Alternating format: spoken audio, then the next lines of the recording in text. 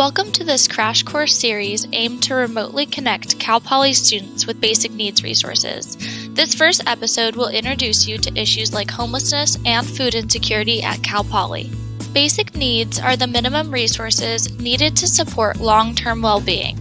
This includes things like access to adequate food, water, clothing, healthcare, and shelter.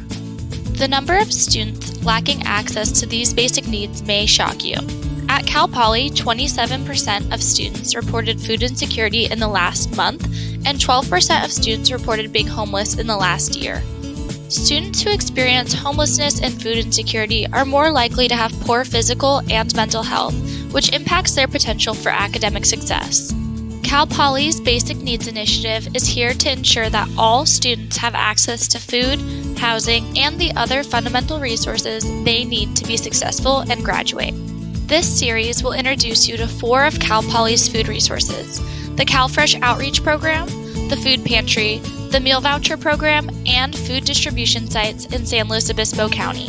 For more information on these resources, visit basicneeds.calpoly.edu and click the link to continue to the next crash course episode focusing on the CalFresh Outreach Program.